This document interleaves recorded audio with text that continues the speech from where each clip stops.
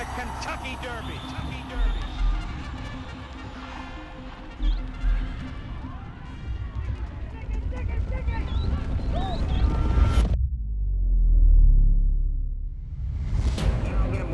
The turn, the leader, War Admiral, 2.5 for free. Next Brigade is in the center of the racetrack.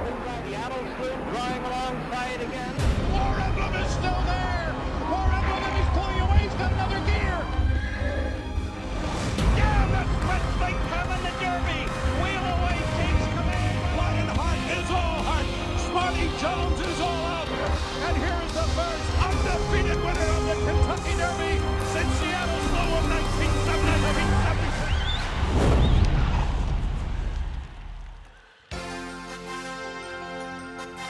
Asmussen, Lucas, Baffert, Wilkes, West, and Briley. 15 days out and the dream is alive for the connections of the 20-plus Kentucky Derby hopefuls. Storylines abound. It's time to find your Derby horse on the Kentucky Derby Morning Workout Show presented by Twin Spires. And it is a beautiful morning here in Louisville. Temperature in the upper 60s. Main track is fast. And let's take a look at the headlines leading into our first morning workouts program. Led by the Arkansas Derby winner Sandman and the Bluegrass winner Burnham Square, 11 Kentucky Derby horses are currently on the grounds with many more to arrive. Undefeated Kentucky Oaks favorite Good Cheer fired a bullet workout yesterday for trainer Brad Cox. Sanity, the Derby winner, and likely Kentucky Derby favorite Journalism to depart California on Tuesday for trainer Michael McCarthy. And if he gets in, Flavian Pratt is to ride Kentucky Derby hopeful Baeza, who right now is on the outside looking in. That is Mage's little brother. Manny Franco has been named to ride East Avenue. Baeza is a half to that 2023 Kentucky Derby winner. Joe Christofek and Tony Kalo, it is time for the Kentucky Derby Morning Workout Show, and we could not be happier to be here, Tony, from the $2,500 yearling chunk of gold to the $1.2 million two-year-old in training purchase, Sandman, and everyone in between. Brand new cast of characters, obviously, for this year's Derby. We can't wait. I can't wait. It's the most anticipated race each and every year.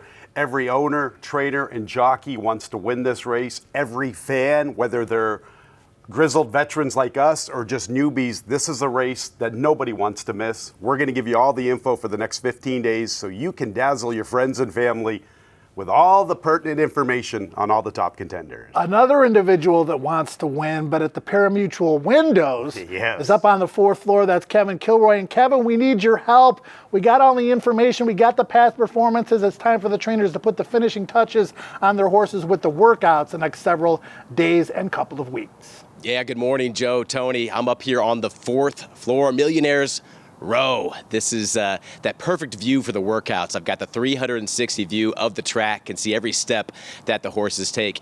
Derby Day, you'll find the rich and famous up here, but every day we've got the clockers led by John Nichols watching the workouts. We've got various trainers up here watching their horses. It's a really privileged view. Happy to be here, of course. And I'll provide one piece of the handicapping puzzle, but we also have Caitlin Free on the backside. She's going to be giving it to you from the horseman's mouth. She'll have interviews with various trainers, various people behind the scenes. Caitlin, what's shaking by the Lucas Gap on the backside? Well, there's not much going on right now, Kevin. We've had a few of the Kentucky Derby potential starters as well as those potential Oak starters that have already hit the track. But of course, those designated training hours at 7:15 through 7:30, that is going to start today. So that is reserved specifically for those Oaks and Derby contenders. You can see them in their highlighter yellow as well as their light pink saddle towels. Those were delivered yesterday. We've already seen Coal Battle and Final Gambit out here on the track. So excited to see a few more of those hit the track. But as you said, it is a beautiful morning. Probably one of the best we've seen out here so far. And Tony, I don't know. I really feel like Kevin was kind of insinuating that maybe me and him are the Wonder Twins instead of me and you. What do you think about that? Yeah, I don't know. What's he thinking? We got That's Wonder how Twins. you activate right there, baby. Yeah, we've got a lot going on here on the show. As mentioned, looking forward to the designated training hours. Way back in September of last year, the 2-year-old started to earn points for Kentucky Derby 151. That all concluded with the Lexington last Saturday at Keeneland, and here is the leaderboard as it stands right now. And I notice on this first page a lot of horses that like to come from off the pace. Burnham Square, Sandman, Tiztastic, Sovereignty, Final Gambit, and Chunk of Gold, all horses that like to rally from pretty far out of it as we turn to the second page, 11 through 20, Tony. Might not be a bad thing this year to be a deep closer. The race seems to have a much anticipated amount of pace. On this page, Grande's a rapidly improving horse that was against the flow in the Wood Memorial. Luxor Cafe really impressed me with his turn of foot in his most recent win in Japan. He comes in through the Japan Road. We also have Admire Daytona coming in from the Euro UAE Road. Here are the horses on the outside looking in, including Baeza. Now, this is a horse that is a half-brother to Mage and also a half-brother to Dornoch. Mage winning the 2023 Kentucky Derby, Dornoch winning the Belmont Stakes last year. Pretty strong family, Tony. Pretty awesome pedigree, no doubt about it. Runner-up in the Santa Anita Derby, rapidly improving. It'd be a shame if he does not make the race. Owen Almighty drawing in might hinder his chances to get in. We're going to check out a workout from Baeza earlier in the week. Let's take a look at it right here, Tony. He is solo. This is at Santa Anita. It's a half mile. It's a leisurely workout. The finishing touches are going to be put on next weekend, a week out, but the real important workouts are going to be this weekend, and we're here right here on the workout show to bring them to you. This is his first workout since his runner-up effort in the Santa Anita Derby. As Joe mentioned, it's just a maintenance move. It's a nice and easy breeze. Let him stretch his legs, let him be well within himself. You see him well off the rail. That's not any concern whatsoever. He's doing it very nicely. Rapidly improving horse. The blinkers went on in his second career start, and that's when he started to step up his game. Interestingly enough, Joe, this one debuted on the turf and now is racing on dirt, which seems to make a lot more sense. So it was kind of an odd placing, at least from my standpoint, debuting on the turf. You see a nice gallop out from Baeza. We've got other Southern California horses, Tony, and in case you haven't heard, Bob Baffert is back, and he's back with a trio, including the winner of last year's Breeders' Cup Juvenile, Citizen Bull. Yes, he is the 2-year-old champion. He disappointed in the Santa Anita Derby. That was his first start since early February. The knock on Citizen Bull is when he has been victorious, he has had everything go his own way. He did not have things go his way in the Santa Anita Derby, and it was his worst race to date. Take a look at a workout from April the 13th at Santa Anita. 47 and 3 for 4 furlongs out in a minute and 1. And this is one of the horses that is likely to go to the lead. You've got Martin Garcia in the saddle once again. Bob Baffert, his resume in the Derby speaks for itself, Tony. He's won it 6 times, tied with Ben Jones for the most all time. An incredible record from Bob, no question about it. You know, Citizen Bull, I think his best chance to succeed on the first Saturday in May would be to try to sit a stalking trip. I'm not sure if he's going to be able to go to the lead and deal with others. There is plenty of speed lined up. We shall see. He has not shown that dimension yet in his afternoon career. He's showing it a little bit here in the morning, very patiently handled outside of a rival, well within himself, and coming home pretty strongly. From Southern California to Florida and to Penn Street, the winner of the Florida Derby last out. Lightly raced, just 3 starts, but we've seen Mage and before him, a Triple Crown winner in Justify have success with just 3 wins under their belt and win the Kentucky Derby. Seems to be a trend of recent years. It's not like yesteryear where you had these horses with long campaigns as a 2-year-old and even lengthy campaigns as 3-year-olds. The modern day of training with these 3-year-olds is to get them lightly raced, keep a fresh way of going about it for the first Saturday in May, and here he comes with a recent workout. Now he is outside of Rapture. Rapture is a very talented horse in his own right. Didn't really run too well in his most recent start. They're going to go 48 2/5. To Penn Street, you know, the one thing I like about him is he seems to be a very versatile individual, and he seems to be that stalking type of horse, and that might come into play here because he could get first run on all of the deep closers. Yeah, I could not agree with you more, and I love the way that Brad Cox has campaigned this son of Into Mischief. 7 furlongs on debut at Gulfstream. Mile and a 16th, runner-up in the Holy Bull, and then winning the Florida Derby. And this is a horse that looks like he's got the stamina to get the job done. He gets Luis Saez, a very strong rider, aboard. You get first run. Luis Saez has the lead in the stretch. He's tough to get past. Indeed. He's a very intriguing individual. Very inexperienced. Only his 4th career start will be in the Kentucky Derby. Kind of reminiscent to his stablemate who had a lot of hype last year, Just a Touch. We'll see how he handles, with the big horse, the big field, and the big crowd. Yeah, no doubt about it. He seems to be doing everything right at this stage, early stage of his career, that is Tappan Street. Now, I mentioned earlier there are 11 horses currently on the grounds for the Kentucky Derby. That means a little bit more than half of them yet to arrive. We've got 25 on the list, 5 on the outside looking in. 20 will enter the Kentucky Derby starting gate. And for an update on who's coming here when, let's send it back down to Caitlin Free on the backstretch with a special guest. Caitlin? Well, thank you, Joe. I am joined here by a very special guest indeed. It is a man that wears many hats around here, to say the least. He doesn't have one on today. It is our own Kevin Kirstein. Kevin, you and Darren Rogers take care of all things media here at Churchill Downs. When does that really hardcore preparation start to get everything ready for everyone and ready for that public consumption when it comes to everything Derby season? Well, Caitlin, no hat this morning, but I wanted to make sure I matched your pink. So we're all set. Really the day after Derby, we're always talking Derby here at Churchill Downs, and the lead up to the road to the Kentucky Derby. When that starts in September, that's really when Derby season kicks into high gear. But I would say probably the first of the year is when really that business starts to get serious, because that's when you're starting to see the real Derby contenders come out and start to see who the main players of this class are. Well, Joe mentioned it, about half of the horses that are going to run in this year's Kentucky Derby and Kentucky Oaks are on the grounds. We are missing a couple of the key contenders, including those Bob Baffert runners and journalism. Everyone has to be here by next Saturday and on the ground. So with those horses arriving maybe early next week, when can we maybe expect to see them out on the track for the first time? I think a lot of people are really interested to see journalism. He's the Kentucky Derby favorite. He's at Santa Anita right now. He'll ship out here on Tuesday, and it's weird with the shipping times because he'll ship into Indianapolis and then van down here to Churchill Downs. I would expect to see him Wednesday on the track. And then those trio of Bob Baffert contenders will get here on Thursday. Probably we'll see them on Friday. A couple other horses like Chunk of Gold, who's at Turfway, we'll see him on Friday. Tappan Street, we're going to see more recently, as we just saw on that work. He's down there working this morning at Payson Park. We'll get on a van tomorrow morning, and we'll see him probably on the track on Sunday for Brad Cox. Grande went from Belmont to Keeneland. He'll have one work at Keeneland, then he'll show up here at Churchill Downs. So really, this field is converging here at Churchill Downs. More than half the field is here right now. We'll see a lot of these works tomorrow and start to see the serious preparations over the next couple of days.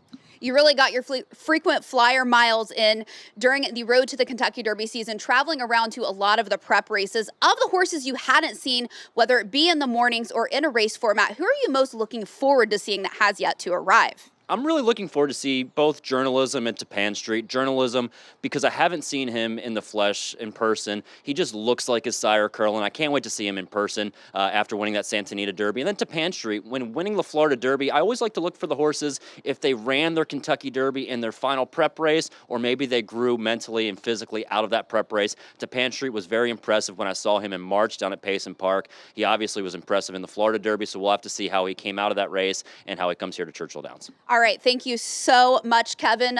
Just happy to have you out here with us. Can't think of a better interview to kick off this work show and set the table. Happy Derby. Tony looks like he's thriving in these early morning hours. Tony is absolutely thriving in these morning hours, and like KK said, the hype is high on some of these horses, and I would probably agree, guys. The journalism is the one that I'm looking forward to seeing most. Come on, guys. Tony Kalo's thriving in life in general. We can't not be thriving during Kentucky Derby season, and this is just the first of what, a dozen shows, 15 shows that we're doing. Let's take a look at some information on Matticat Road, Tony. Right. He's broken his maiden, and that's it so far. He's on, what, a 3-race losing streak coming into this, most recently 4th in the Florida Derby, and he's been traveling around Santa Anita, Oaklawn, and most recently at Gulfstream. He really has. He likes to be forwardly positioned. He started his career without blinkers, 3 races in a row with blinkers. Recently, they took him off for the Florida Derby. Mike Smith put him on the engine. He backpedaled a bit. I don't know what to make of him. He's going to have to really step his game up. He's eligible for an allowance N2L. All 3 Baffert horses want to be forward. At least on paper. Rodriguez went gate to wire in New York in the Wood last out. We talked about Citizen Bull. Here's Matticat Road. He's been on the lead in each of his last 2 starts, including going very fast in the Rebel on the lead 2 back. Something will have to give when the starting gate opens up and Baffert has 3 horses, all speed types. You know, who knows what's going to happen. This is a nice work. It is a very nice work, 47 seconds. You know, Bob's horses always work good. True. They work fast, they work strong. They're all good-looking, big, strong individuals. Look at him, strong off the way turn. He's moving. Yeah, Madigan Road looks good here. He's going to have to bounce back. He's going to have to get better. He's going to have to prove that he can get 1.25 miles, like all these horses are going to need to do. And like you said, the strategy is going to be interesting. I think that strategy will be predicated on the post position draw. I was exactly just going to say that. Post position will be so imperative, and we'll see how that plays out. That's very anticipated. Can't wait for that day. Opening night. Opening night draw, yes. At 7:15 Eastern time, we'll be talking more about that. Baffert is often the king of California, but this year it's Michael McCarthy with this guy, Journalism, who has been sensational in recent starts, including overcoming a troubled trip last out in the Santa Anita Derby to get the job done over Baeza. He has been sensational. Third in his debut, going 6 furlongs. He is undefeated around 2 turns. After his debut run, I had a friend in California text me and said, here's your Kentucky Derby winner in 2025. His name is Journalism. I had texted him earlier in the summer and said, here's your 2025 Derby winner, East Avenue, after he debuted at Ellis Park. So we were kind of a little bit rivalry there. Let's take a look at the Santa Anita Derby, Tony. And there's Journalism. He got shuffled back badly in a bunched field on the far turn, and now you're going to see him come outside. Citizen Bull on the lead. Baeza running second, runs a very good race. He's going to take the lead here. Journalism really had no business winning this race based on what happened earlier on in the event. You know, for a 5-horse field, you could not have gotten any more trouble than Journalism did on the 5th of April. He drew the rail. Post position will be very important for him. Another question mark with Journalism is just the short fields that he's facing. With the exception of one race, all of his races have only had 4 other rivals to deal with. Umberto Rispoli, the regular rider and the pilot for the Kentucky Derby aboard Journalism. And Michael McCarthy has only had 1 Kentucky Derby starter. It was last year, it was endlessly. He ran 9th, but he does have a couple of Breeders' Cup wins, and he did win in Preakness a few years ago with Rombauer. That was 2021. He's an excellent trainer. He seems to be getting better and better with each and every year.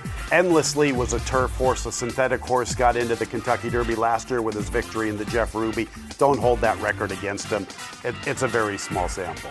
It's interesting, Tony, how these horses get their names. Aaron Wellman of Eclipse Thoroughbred Partners, a former editor of his high school newspaper. Mopetism is the dam. He comes up with the name Journalism for this racehorse, and he might write his own story, and it might have a happy ending to it on the first Saturday in May. He deserves the top billing 15 days out. We shall see how he looks when he gets here. So far, he has been perfect. He's been perfect recently. He's not undefeated, though, but Kentucky Oaks winner, potential winner, definite favorite.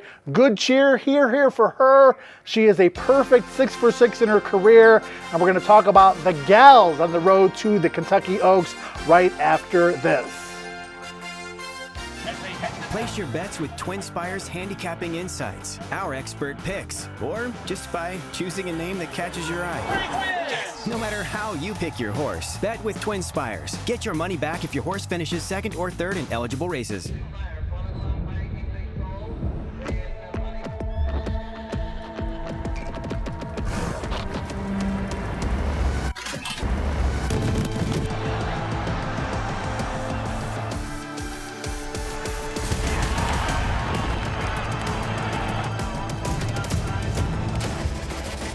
Like the Kentucky Derby, Woodford Reserve Bourbon is a spectacle for the senses. Welcome back to the Kentucky Derby morning workout show presented by Twin Spires. We're about 12 minutes away from the designated training time for the Derby and Oaks contenders. And again, as you can see, a beautiful morning here in Louisville, temperature in the upper 60s, and we have a fast main track to work with. The Kentucky Derby presented by Woodford Reserve. It's the Longines Kentucky Oaks for the 3-year-old fillies, Tony, and it's been an interesting road to the Oaks so far with good cheer. We know her here from Churchill Downs already. She went to Fairgrounds. She's never lost a horse race. She's a perfect 6 for 6. It seems to be her and everybody else, but this is a betting game. I'm going to look to try to beat her. Yeah, there are others. I mean, both those gals that ran in the fantasy were awesome that particular day. They both have a lot of upside. You know, the next 15 days just isn't about the boys, it's about the girls as well. And last year's Kentucky Oaks champion turned out to be the 2024 Horse of the Year. Yeah, no doubt about it. Torpedo Anna. Let's take a look at the Oaks leaderboard as it stands now. And a Good Cheer, a perfect 6 for 6, the Godolphin homebred, and she is not number 1 on the points list, though. It is Quiet Side with 168 points. Good Cheer for Brad Cox sitting in third. You scouted out Lacara way back last fall at Churchill Downs, Tony, and she hasn't disappointed you. She's been good leading up to the Oaks. Yeah, she was really good in the Ashland. We'll see how she fares in the Kentucky Oaks. She did get the lead to herself in the Ashland. I don't see it being that way in the Oaks. The runner-up of the Ashland really impressed me. Take Charge Milady. Whit Beckman's got a couple of horses on the list, and Simply Joking and Drexel Hill. They were out earlier this morning. We'll talk more about that a little bit later. But I mentioned trying to beat Good Cheer from a pari-mutuel perspective, and a horse that I'm very interested in is this gal, Tony. It's Quiet Side, the winner of the fantasy, and this was basically a match race from go to woe. Simply Joking, who I followed all winter at the fairgrounds. Whit Beckman very high on her. She loses nothing in defeat here. She just gets bested by a horse that was a little bit better in Quiet Side. Yeah, Quiet Side and Simply Joking, they put on a show for us in the fantasy. What a horse race. They're shoulder to shoulder in deep stretch. Both of them showing a strong will to succeed. Quiet Side just getting the better of her in the concluding stages. You know, Quiet Side ran some big races early on in her career to the 2-year-old champion filly Immersive. What I like about her is her tactical speed. She's going to be in fantastic position. Now, Good Cheer has won 6 races, and she's done it in different ways. Her first few starts, Tony, she had trouble getting out of the starting gate. She's undefeated. She won the Rachel Alexandra, and right here, seen winning the Fairgrounds Oaks. I was very impressed with this recent race. I didn't think the flow was that fast early, and she still came and just ran them off their feet. She just puts in a big final furlong. She has done nothing wrong. She definitely deserves to be the favorite, but as you mentioned, we're gamblers and we're not chalk-eating weasels, so we're always looking to try to come up with something. And in these big races, you know, 3-year-olds improve so quickly in the month of April. So Good Cheer has been the best of her class so far. Others still have room to improve. Not that she doesn't. She's won 3 races at Churchill by a combined 25 lengths. She's awesome. 6 for 6, fans. A horse that is yet to run at Churchill Downs. She's been based in Southern California for Bob Baffert is Tenma. She was number 1 on my Oaks list prior to the Santa Anita Oaks, Tony, but she had to work for this one, and the speed figures came back very slow. Yeah, the speed figures weren't favorable for Tenma. You know, you can see it. She's just grinding her way to the wire. The one thing I will say, it was her first race since early February, and I like the way she is at least hitting the wire with interest. I think there's more in the tank. It didn't look like she was all geared up for her best run. And like Good Cheer, she has done not much wrong. 6 starts have resulted in 5 wins and 1 third-place finish. She's the best filly from the West. I love the way she won the Las Virgenes. I mean, she did it with plenty left in the tank, and you make a good point about, you know, not wanting to empty the tank before the Kentucky Oaks. She should take a step forward, and a horse that'll probably be a better price than we'd have gotten on her if they had run her in the Oaks right after the Las Virgenes and that impressive performance. You know, Santa Anita's a tricky track compared to what it was when I was growing up. It seems to be more of a slower track that requires a lot of fitness and foundation. It's not like the yesteryear Santa Anita where they used to just run real fast times. So I bet she got a lot out of it, and she has a lot of room to improve. Lots of great ways to play races like the Kentucky Oaks and the Kentucky Derby. Of course, live here at Churchill Downs or simulcast outlets. And of course, our betting partner at Twin Spires, and they are big in the tournament game. And we've got a huge tournament coming up, the first ever Kentucky Derby betting challenge. Now that tournament costs $5,000 to get in, but you can earn your way in. I think about 50 or 60 people have already earned their way into this tournament, and there are some qualifiers coming up, including one tomorrow, April the 19th, featuring the races at Keeneland. We've got one opening night at Churchill Downs, a qualifier for the Kentucky Derby Betting Challenge, another one May 1st, 2nd, and then the big tournament, Tony, $5,000 entry fee, Kentucky Derby Betting Challenge. A lot is on the line.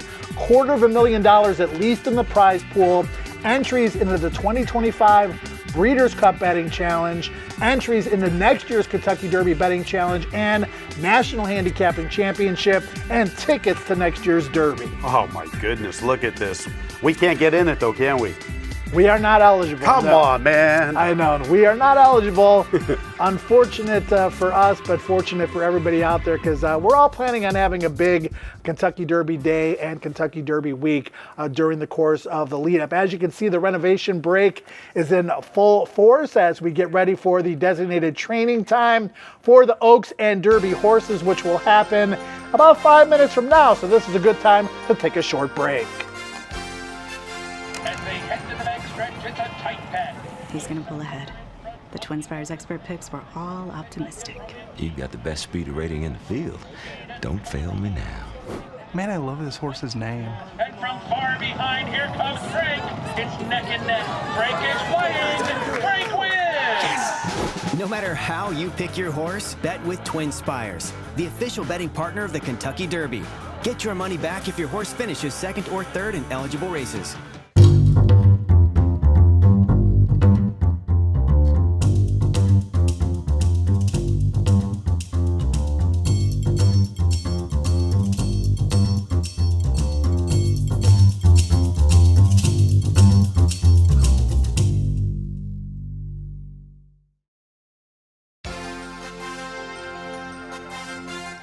We are back on the Kentucky Derby morning workout show presented by Twin Spires. We are just moments away from the designated training period. As Caitlin Free has mentioned, the highlighter yellow saddle towels for the Kentucky Derby horses, and of course, the traditional pink for the Kentucky Oaks horses, making them easy to identify. They're going to stretch their legs, the horses that are on the grounds, here in just a few moments. Joe Christofek and Tony Kalo joining you. And Tony, you know, you do the pedigree work, you watch all these replays, you gamble on a lot of these races. A lot of that kind of legwork is done. Now it's important to see how these horses are handling, you know, Churchill Downs, the atmosphere, the racetrack, the works, and just really get a feel for how they're doing leading into the big races coming up in a couple of weeks. Well, that's where we're going to lean on Kevin Kilroy and Caitlin Free. They both have very good eyes for that sort of stuff. I'm a good paper player. I can look at a horse physically, but they have, Caitlin's really, really good at that, that's for sure. You see Admire Daytona, one of the Japanese representatives about to come on to the racetrack. He was supposed to work yesterday. We're going to get more information on what happened yesterday from Caitlin Free in just a moment. I want to bring Kevin Kilroy back on. We'll bring Caitlin on in a moment here. But Kevin, you definitely gravitate not only to handicapping the races on paper, what you see visually in the afternoons during the course of the actual races, but also what you see in the mornings. What are you going to be looking for over the course of the next several days and a couple of weeks? Yeah, guys, this is my favorite part about handicapping, is watching them in the mornings. It's just not only peaceful, amazing time to be at the track, but it's a place where you can find an edge, right? Everybody's got the paper in front of them. Everybody's sort of got the PPs, and they can lean on that. You can watch the replays, you can find them. But doing the extra work, getting up early, watching this work show, this type of thing can give you that advantage to find the horse that maybe will offer some value in the morning. So I'm going to be looking for energy from these horses. Also going to be looking to see how the trainers are asking them to get the distance, that 1 mile and 1/4. We saw Mage be asked for long gallops, building his run throughout a couple of years back when he got the win. So that sort of thing is what I'm going to keep my eyes on. Caitlin, what about you on the backside? I know you like to get that steam, like to get the scoop from the people who are in the know. Well, Kevin, we are absolutely cut from the same cloth when it comes to steam and stuff like that. I'm getting a good look just over my shoulder here into the Lucas Gap. Admire Daytona is getting ready to go onto the track, and I believe he is going to be scheduled to put in some type of a work. I believe that was something that was potentially scheduled yesterday. He ended up being up to a little bit of mischief on the track. He was kind of very, very vocal. He ended up galloping instead of working. So I believe that we are going to see a workout here from Admire Daytona, the Japanese training style. is a little bit unconventional compared to maybe some of the American training styles. Sometimes they're going to circle over here in the chute. So we'll keep an eye on what Admire Daytona is going to plan on doing. But I do believe we do have a work scheduled for him. He's going to be one of the only potential workers coming up here during this potential training hour for the Kentucky Derby and Kentucky Oaks starters. So he is over here in the Lucas Gap at the moment. So we're going to be seeing him ever so shortly coming out, but I'm definitely going to catch up with Kate Hunter following his training, get some notes for her, and I'll be able to relay that information back in the morning. All right, taking a look, and Caitlin, if your mic is still open, you're following these international horses regularly. We'll talk a lot more about Luxor Cafe moving forward, but Admire Daytona was the winner of the UAE Derby in the most recent start, and we'll get Tony's viewpoint first, and then we'll go to Caitlin about these Japanese invaders. We saw it last year with Forever Young. He just missed in the Kentucky Derby. They're getting better and better with these kinds of dirt horses, not only running at Churchill Downs in the Kentucky Derby, but also in Breeders' Cup events and races all over the world, Dubai, Saudi Arabia, etc. What are your thoughts on Admire Daytona and maybe even a little bit more of Luxor Cafe? They're a little bit tougher for us to handicap than our American horses. Yeah, I don't specialize in the international scene. I'm not going to sit here and try to tell you that, hey, I know a lot about it. I lean on Caitlin for this. I have dismissed a lot of the Japanese horses in the past. Like you said, they've been making a bigger impact on the international scene throughout the last couple of years. And the way Forever Young almost won the race last year, that really made me start thinking, right, I better get my game up. I thought Luxor Cafe, his turn of foot looked incredible. I like him a little better than Admire Daytona. This is a horse that you're familiar with, Tony. Flying Mohawk. He was the runner-up last out in the Jeff Ruby Stakes. And to me, I've seen him run on turf. I love his turn of foot on turf. They earned enough points with 50 to get into the Kentucky Derby. It's every owner and trainer's dream to run in the Kentucky Derby. But we're going to see this horse winning a lot of graded stakes on the grass, I think, down the road. I would agree with that. He ran well in defeat in the Jeff Ruby. It was his first start since late January. I heard something that I thought was pretty interesting. Whit Beckman, I saw an interview, and I can't remember who was interviewing him. He said he was hoping for a tremendous amount of rain on the first Saturday in May, and that would maybe make it a little interesting. Then you might want to look at Flying Mohawk a little different, because I always feel that turf horses excel on wet racetracks, and if that's the case, if it's raining on May 3rd, watch out for Flying Mohawk a little bit. Tony, recognize this filly. She's one of your favorite. This is La Cara, who, really ran well in Kentucky as a 2-year-old, and she's continued on very nicely at age 3. Yeah, I loved her in her second career start, and she got beat by a very talented filly from Brad Cox's barn, Eclatant. She disappointed in her subsequent start, but then she came back and put it all together, winning by an authoritative 8 lengths, graduating at Saratoga.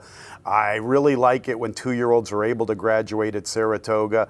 I picked her in the Pocahontas. She ran well. She didn't run too well in the Breeders' Cup Juvenile, but she's been pretty good as a 3-year-old, and she really was sensational on the 7th of April in the Ashland. She really was. And she was second back in the Devona Dale, but that was a 1-turn mile. I think she's a legitimate forward 2-turn horse. Right. We always talk every year about horses that are going to get bet down. This is the horse that's going to get bet down in the Kentucky Derby because of the name and because of the fact that he's a gray. We're talking about Sandman. One of his owners is a major influencer on social media as well. And yes, this horse was named for the Metallica song Enter Sandman in honor of Hall of Fame closer Mariano Rivera. That was his entrance song. And no better entrance song for this big gray, who certainly has more than put himself on the Kentucky Derby roadmap. 8 starts. I believe it's the second most starts of all the 3-year-olds. American Promise has the most, 9. You would expect that from D. Wayne Lucas. Sandman was the hype horse before his debut in late June. He's a $1.2 million purchase. He's by tapping out of a distorted humor mare. He was the hype. We all heard he was the next coming. He disappointed on debut. He looked good winning at Saratoga. You know, he's been a little quirky in some of his starts. He finally breaks through in the Arkansas Derby, but that was such a favorable flow. He was supposed to win that race. because they went so fast early. And he was a legitimate closer, and he got first run on Publisher, who still is a maiden. Sandman, he's got to prove it to me. I'm not sold yet on him. Speaking of Publisher, and it's an interesting storyline, and Steve Asmussen has been quoted as saying, you know, we talk about Steve, he's won more races than anybody, he hasn't won a Kentucky Derby yet. He's a Kentucky Derby maiden. Publisher is a maiden, period. He has not won a horse race yet, but he was second in the Arkansas Derby. And in addition to that, not only a Publisher, but also the winner of the Louisiana Derby at the fairgrounds, Tistastic. Those are the two representatives from the Steve Asmussen barn. You know, it's pretty cool. You earn 50 points, runner-up in the Arkansas Derby, and you can get yourself into the Kentucky Derby, even though you have never won a race before. He is another one of many that like to come from far, far back. He is hoping for a furious pace like he got in the Arkansas Derby. Once again, the flow was favorable for Sandman and Publisher. So even though they both look good winning, and Sandman was a little green through the lane, so he still has a lot of room to improve. He got lost. Yeah. He did get lost. He wants to target that horse. He probably does want to target. Yeah. But at least he finally got to the winner's circle. But what I'm getting at here is the flow was so good for the closers.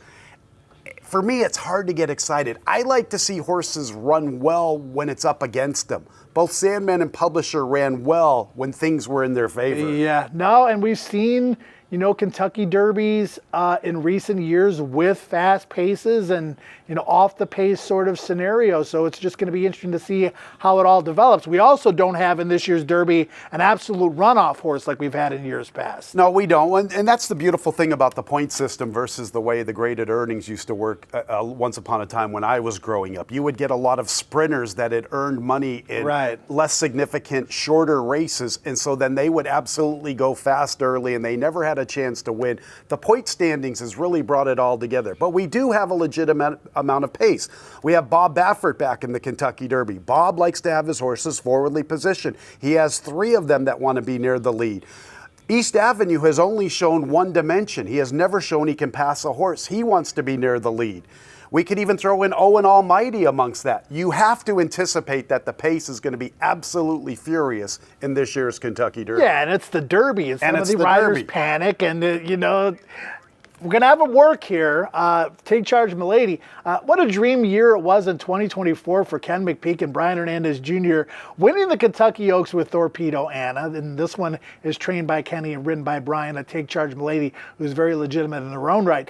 That wasn't enough, Tony. They came back and won the Kentucky Derby the very next day with a picture-perfect Brian Hernandez ride aboard Mystic Dan in one of the most thrilling Kentucky Derbies of all time. Incredible year for Kenny McPeek and Brian Hernandez. Here's Take Charge Milady. I was very impressed with her final furlong in the Ashland. She was the one that caught my attention. I know La Cara is my girl. I've been loyal to her. But Take Charge Milady was the one that I said going out of that race, she's the one I want to keep an eye on. I want to see how she handles herself in the next 15 days leading up to it. Want to bring Kevin Kilroy back in if we can, because Kevin has an intimate knowledge of East Avenue, having watched the horse train, having watched the horse run in the Risen Star with that clunker, and then came back and really ran well last time out with the blinkers on in the Bluegrass. Ran his heart out, got beat by a nose by Burnham Square. Kevin, what are your overall impressions of East Avenue in his development and the recent start in the Bluegrass?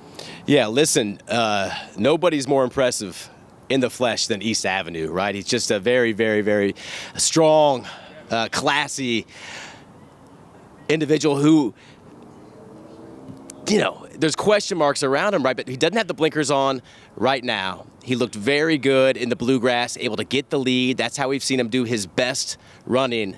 The question has to be, can he pass, right? The works that we saw from him over the fairgrounds, over the winter at fairgrounds, were designed for him to get by company, and he would do it on his own. So that's the big question mark. He's definitely proven it in the mornings that he knows how to get by other horses without even being asked by his rider. He's got that within him. We just not see it in his races. So that's something that we want to keep in mind as we're watching him. He's going to look good. He's going to look fantastic. How does Brendan Walsh design the works leading up to it? Does he put them in company? Does he put them behind others? That's one of the big questions with East Avenue. Good point, Kevin, as we take a look at Admire Daytona, who again, as Caitlin Free alluded to, was supposed to have a breeze yesterday. That went awry. He pretty much just refused to work. We'll see if he wakes up on the right side of the hay this morning. Here's Take Charge Milady, who is scheduled to breeze here. It was reported Kevin Kilroy moments ago that Take Charge Milady, I believe, is supposed to go 5/8 here today. And if we can bring Kevin back in, Kevin, is that Brian? Is it Brian Hernandez aboard? No, it does not look like him. Is that Take Charge? I heard that Brian was going to be up, but I cannot tell if that is him. Take Charge Milady, scheduled to go 5/8, and she's had kind of an up and down, interesting Kentucky Oaks road. Not necessarily by her own doing, though, Tony. She had some trouble in some of her races, but she's looked good visually, and we mentioned it in her most recent start. Quiet side, Simply Joking. They were 1-2 in the fantasy, but this is a horse that has not only been in Arkansas, but she's shown that she doesn't have to leave her game where she's stabled. We're going to go through this workout here, and we'll bring Kevin Kilroy back in to take us through it. Kevin? Yes, we've got Take Charge Milady outside, Gowell's Delight, and just setting up right behind. This is common what we'll see especially with a horse that comes from off. We've got the lead horse setting the tone, setting the pace. You want to see them together. Not get too far away from each other. That's ideal. So right now we can see ears pricked back for Take Charge. Nobody's moving. Very, very quiet ride so far. In hand. Coming around the turn here at the quarter pole, past the quarter pole.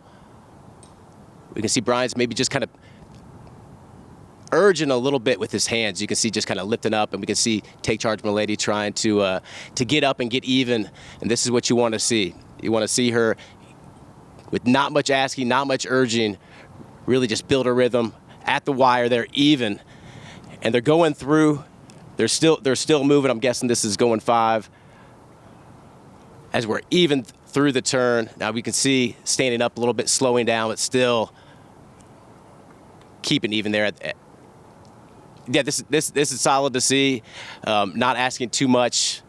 Be fun to see the time on this and see how sharp they're going. The quickest time we saw so far from the morning works was 48.6, 48-3 from One Cool Dude, Tony. One Cool Dude on the track this morning. Love to see that. So great to see Take Charge Milady handle her business, not need any reminders, responding very well to the rider, and both of them, Gowell's Delight and Take Charge Milady, moving quite nicely. And that was Robbie Alvarado aboard Gowell's Delight, who does a lot of the morning work for trainer Ken McPeak. A highly successful rider, obviously, in his own right during his career as a jockey. And we'll get those split times. We'll get all the information on the final work here for Take Charge Milady and Gowell's Delight. It was a good move for both. I thought it was, and I thought it was a very good move for Take Charge Milady. She was a length back getting to the quarter pole. Brian really never asked her. She knows where the wire is. She put her nose down in time, did everything nicely. She's already defeated Quiet Side in her career. I'm going to have to go back and watch the Honeybee and see what really happened there, but it looks like the running line, she had all sorts of trouble. Yeah, she did. Let's bring Caitlin Free back in. Here's Admire Daytona. Caitlin, we talked earlier about his refusal to breeze yesterday. We'll see what he does today. But what is your overall assessment of this horse and what he's done so far? He's a very interesting horse, and I think he's maybe not getting quite the recognition maybe that he deserves. I posted a video on X last night. It was the maiden breaker that Luxor Cafe had. Admire Daytona was second to him by a nose in that race, so it's definitely something you should go back and watch. I'll see if we're maybe able to get the rights to it. It's something that we can show at some point, but they were about 12 lengths clear of everyone else. And Admire Daytona has quite a bit of early speed, but he's not a horse that necessarily needs the lead, so I think he's going to be one that's probably going to be in a pressing type of a position in a race like the Kentucky Derby, maybe kind of in that up close second type of a flight in a race. But of course, Forever Young has been the most successful UAE Derby winner to come over here, missed just by half a head last year behind Mystic Dan, finishing third in that race, arguably the best horse in the field. But Admire Daytona's coming into this race a little bit under the radar, and I know there's definitely going to be question marks maybe about his pedigree when it comes to getting the distance. He is by Breeders' Cup Sprint winner Drafong. His dam is by Preakness winner Shackelford, so almost a totally American pedigree, really similar to Derma Sotogake, who ran here a couple of years ago, was by Mind Your Biscuits. And despite being a sprinter, the progeny by Drafong, I will say, in the last couple of years have done well with distance. He's had a son that was second in the Grade 1 Melbourne Cup. That's a 2-mile race. He produced Geoglyph, who ended up winning the Japanese 2,000 guineas. Is the same distance as the Kentucky Derby, but Admire Daytona, he's been a little feisty when he's been out in the mornings, but no problem. The 1.25 miles, I think, is going to be right up his alley. Yeah, guys, he reminds me of Derma Sotogake in terms of that energy, that wildness to him. It's almost like he's talking to himself when he's making his way around the track, which I love to see. I love how the Japanese really allow the thoroughbred their madness, their mind, and he just kind of is making his noises and doing his thing. So it's good to see him bring that energy, and we'll see how it translates throughout the next 2 weeks. Kevin, I want to talk to you about Tistastic, because this is another horse that you got to see train a lot over the winter at fairgrounds. And I remember on several occasions you telling me how well this horse had been training, but it never really translated to the afternoon until the Louisiana Derby. Yeah, so he outworked Magnitude ahead of Magnitude's big run to win the Risen Star, and that was the work that showed me that Tistastic really had it.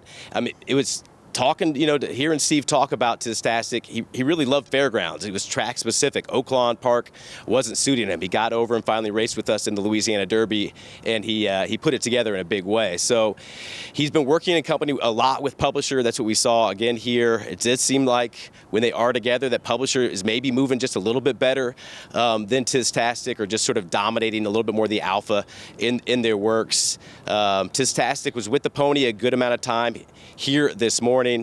Scott Blasi up on the pony earlier, and he's really well composed. Yesterday he seemed to have a ton of energy, a little bit wildness to him. He's well composed here today doing his thing. I think they wanted to make sure he was calm as they let him around the track a little bit longer. They let Publisher loose earlier. So Tistastic is one definitely will tout himself in the morning when he's ready to fire his best shot. Tistastic, winner of the Louisiana Derby, has run at Churchill Downs a couple of times in the Street Sense second, Kentucky Jockey Club third. And just got some information coming in from Kevin Kirstein in regards to Admire Daytona yesterday. He did not refuse to breeze. The Connections just sort of changed their mind at the last moment, and he's probably going to only have one serious breeze before the Derby and two slower ones. Now, how all that's going to play out moving forward, and again, I wasn't here. I was just going by what I had heard in regards to what happened yesterday. So again, some clarification on Admire Daytona, and we'll see what he does here this morning and moving forward in his preparations for the Kentucky Derby. As you take a look at Tistastic, and he defeated Chunk of Gold, he defeated Instant Replay. That was a race of Louisiana Derby, Tony, that had very much had an off the pace flow to it as well. Like, quite frankly, a lot of these prep races have. They went 46-4 to the opening half mile in Louisiana Derby. Not necessarily sure it was the strongest edition of that race, but at the same time, he's intriguing. It's Steve Asmussen. Horse seems to be improving, and he seems to be feeling really good this morning. He's a good looker, that's for sure. Big, strong horse. I thought he had a lot of trouble in the Rebel. He was making a similar move to Cole Battle heading into the turn, and he had a lot of his momentum stalled. I remember I was high on him coming out of the Rebel. I told some friends. He validated that per what I saw with a big run in the Louisiana Derby. I find him intriguing. He's one on turf, and I think 1.25 miles is easily within his game. The designated training hours starting to wind down here under the Twin Spires of Churchill Downs. And we like for these horses, the Oaks and Derby horses, to train during that designated time. But a lot of them go to the racetrack earlier in the morning. And we had a few of those earlier that we're going to take a look at momentarily. But we've got the splits on Take Charge Milady, 11 3/5, 23 2/5, 35 and 2/5, 47 and 2/5, 59 and 2/5, out 112 and 3, and 126 and 4 for 7 furlongs, in company with Go Well's Delight. The major work this morning here on the workout show, and both horses worked well. I thought Go Well's Delight held herself up well with Take Charge Milady, although her stablemate has maybe a little bit better overall resume. Yeah, better overall resume. She looked to be a bigger filly, so she spotted the other gal a length, was able to make up the ground, but both worked very nice. Yeah. Talked about the road to the Kentucky Derby that came through Fairgrounds and Louisiana. We're going to take a look at Built right now, and this is a horse that won the Gun Runner in impressive fashion to start his road to the Kentucky Derby as a late season 2-year-old, and then he ran a really good second in his subsequent start in the Lecomte Stakes. The Risen Star distant third, but Magnitude ran the fastest race of any 3-year-old up until this point in that particular event. Magnitude off the Kentucky Derby trail. It was that 5th in the Louisiana Derby where he had first run, could not seal the deal. In fact, ran a fading 5th that day with the blinkers on. Tony, there's just been a lot going on with this horse, and I'm really, really skeptical about the 1.25 miles for him. I would agree with that, and I'm also skeptical that I get leery when 3-year-olds have success early, and that was the case here with Built. He wins the Gun Runner. He runs a bang-up second in the Lecomte. His 2 races since in the Risen Star and Louisiana Derby are pale in comparison to early on. He seems to be going in the wrong direction, and as you mentioned, some question marks with the distance.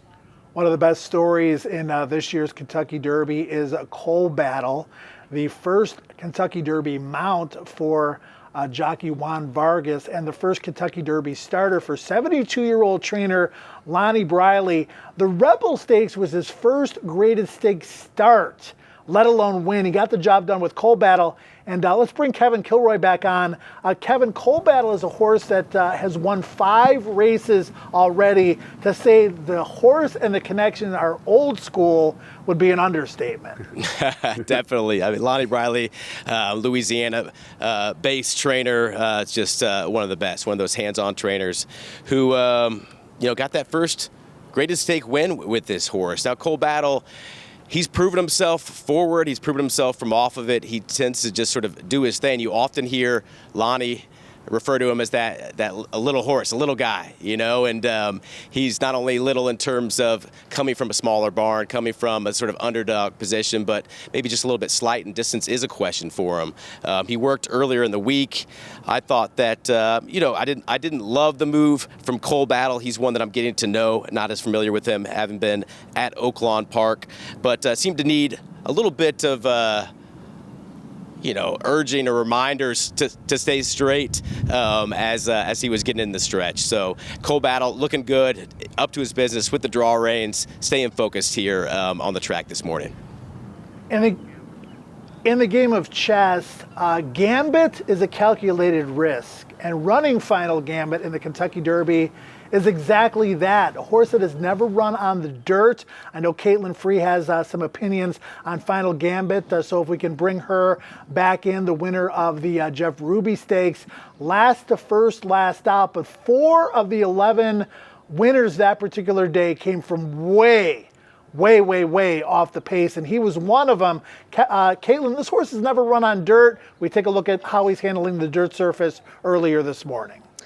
Well, thank you, Joe. He hasn't ever ran on the dirt, but he's a horse that is bred to handle the dirt. He is, by not this time, out of a Tappet mare. We have a number of horses in this field that are out of Tappet mares. So I would say that's pedigree. That's pretty much what you would call all-purpose, whether it be turf, all-weather, or dirt. So it definitely is, like you said, a gamble to run him over the dirt. But as what I've seen over the past few mornings, he's been a horse that has really kind of floated over this track. I think maybe the thing with Final Gambit was not necessarily a preference for the surface, was maybe needing to just grow up a little bit more mentally. He's a horse that's progressed on very, very nicely. He's certainly going to be a horse at the 1.25 miles. Will be no problem. His last 2 races that he ran at Turfway Park were very, very impressive when he made made his first start at Turfway, ended up finishing second. He was chasing an incredibly slow pace on a day where it seemed to be a pretty speed favoring type of a surface. He's been a horse that when Luan Machado got aboard, and he ended up taking him back off the pace, it fared out way better for him. So 2 for 2 coming from off the pace, but that performance in the Jeff Ruby Stakes was something. He ended up blowing that field away. So if he takes to the dirt, he has the potential to be a problem here in this year's Derby. Take a look at another Kentucky Oaks contender in Simply Joking. We mentioned her running a game second in the Fantasy at Oaklawn. And Tony, she won the Letelier sprinting at Fairgrounds as a maiden. Then came back and won the Silver Bullet Day Gate to Wire. Looked like she got a little bit lost on the lead that particular day in the slot, but still won by open lengths. She really showed a lot of heart in the Fantasy, and that was her first race in basically 10 weeks. She's got a chance to take a step forward, a very talented daughter of Practical Joke. Yeah, very talented. I was very impressed with her runner-up effort, and as you mentioned, that was her first start in about 9 weeks, and she has every right to improve. You know, little leery with Practical Joke, blood up top perhaps, but it's hard not to be enthused by her. I think she's going in the right direction. She's relatively inexperienced and lots of room to improve. Look at the engine on this girl. She has just got a very, very powerful hind end, and she looks very good in this gallop. Very talented, that's for sure. Her and Quiet Side put on a heck of a show, and she reluctantly gave way. She tried her heart out, and she needed that race desperately. She's definitely one of the contenders. I'll be keeping my eye on her throughout the next 2 weeks. Meyer Daytona did not work today. Kevin Kirstein reporting, just galloped, same as yesterday, backed up to the wire, circled in the chute, and then galloped again. Couple of horses that did work, Kentucky Oaks contenders for Kenning McPeak, who won the race last year with Torpedo Anna. Not sure he's got a Grizzly for this year's Kentucky Oaks, but he's got some nice fillies, including Go Well's Delight on the inside with Robbie Alvarado, and on the outside, Take Charge Milady and Brian Hernandez Jr., and we'll bring Kevin Kilroy back on. Kevin, I don't know if you have any perspective as to how fast the track has been here this morning. That was a pretty quick move that we've seen, not only time-wise, but looked good visually, not only from Take Charge Milady, but I also thought Go Well's Delight. Yeah, I thought they both worked very well. There was a quick time. I expected fast times today. I saw them blading the track yesterday, so it seems dry and shallow. You know, they did put water down in the break, in the Harrow break. So we'll see how the times, I mean, I think it's not only how fast in terms of, all right, we saw sub 48, but just how it compares to the rest of them, right? How that sort of ranks.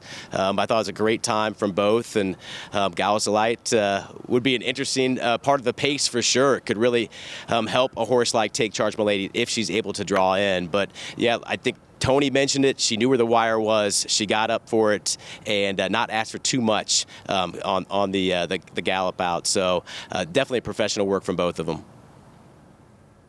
Earlier this morning, Drexel Hill, another contender for the Kentucky Oaks for Whit Beckman, galloped on the racetrack here at Churchill, and I think very well campaigned has been Drexel Hill, because she looked like she was overmatched to a large extent in the Fairgrounds races. The Untappable, distant fifth, ran third behind her stablemate in the Silver Bullet Day, and then went to New York, Tony, and won the Busher, earning more than enough points to get into the Kentucky Oaks. But to me, I've seen her against those tougher fillies.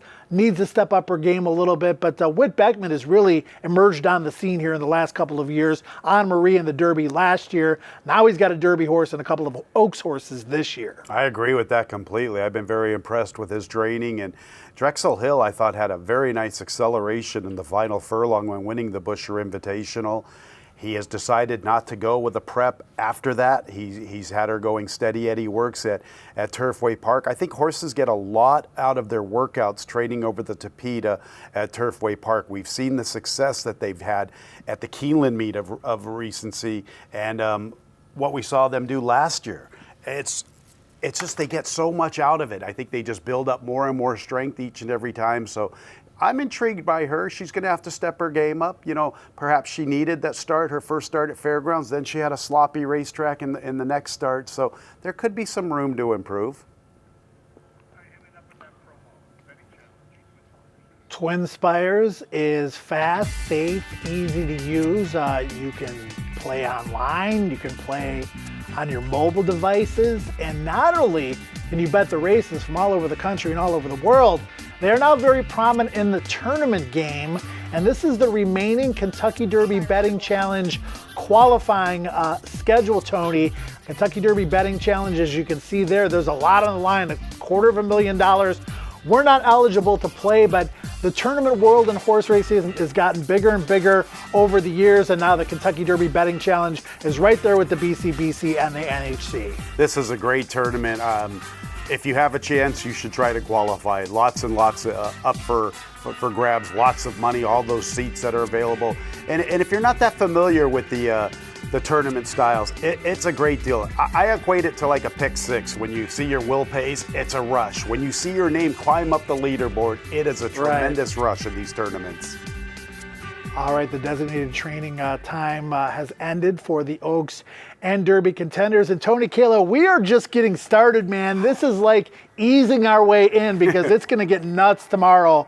A lot of expected workers on the Saturday tab. Yeah, it's going to be exciting. Can't wait for it.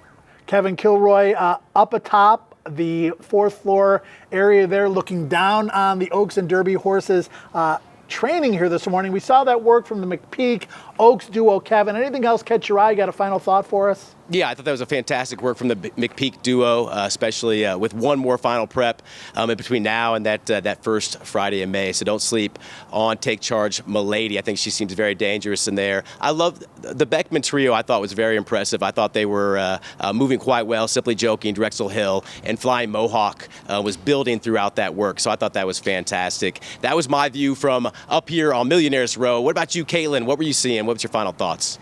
I got a good look at a lot of contenders that came here through the Lucas Gap. I do want to further clarify things just a little bit more on Admire Daytona. The riders on these Japanese horses, as I mentioned, their training styles are just a little bit more unconventional than what we have. They've got the right and the power to change their minds on these horses. So this horse looks like he's going to have one really serious bullet type of a breeze, then have a few more slower types of breezes, going to do some gate schooling. But he backed up to the wire, circled in the chute, and just galloped today. That's pretty much what he did yesterday. I will say he was on much better behavior today. Seemed a little bit more settled. So I'm going to catch up with Kate Hunter again, maybe provide a little bit more information tomorrow about Admire Daytona, what we can expect also from Luxor Cafe, but a very good morning out here to start the morning work show. Really looking forward to the rest of what we got coming up in the next few days. All right, thanks, Caitlin. And Tony, final thought from you. I mean, we just got to see the one work today. We got to see some horses gallop. A lot of horses still yet to find themselves under the Twin Spires at Churchill Downs. So we're just getting started, like I said. Yeah, we are. Tomorrow's going to be very interesting, and we're going to get closer and closer, and it's going to get more hectic and hectic, that's for sure. It happens quickly. We have to decipher what we see and try to give it to you the best that we're seeing it. It's not easy, I can say that. It's a little difficult with the training when that starts happening. Yeah, no doubt about it for sure. Kenny McPeak's duo, Go Well's Delight on the inside, Take Charge Milady on the outside, both trained well this morning. I thought Go Well's Delight held up well. I agree. Against Take Charge Milady, who on paper looks like the better horse. Go Well's Delight is, as has Take Charge Milady, have both shown a little bit of versatility during the course of their careers to this point. All right, that's going to wrap it up for the Kentucky Derby morning workout show for today, but fasten your seatbelts, get your popcorn ready, whatever you need to do to prepare. Make an extra pot of coffee for tomorrow because the action is going to be fast and furious on the Kentucky Derby morning workout show presented by Twin Spires.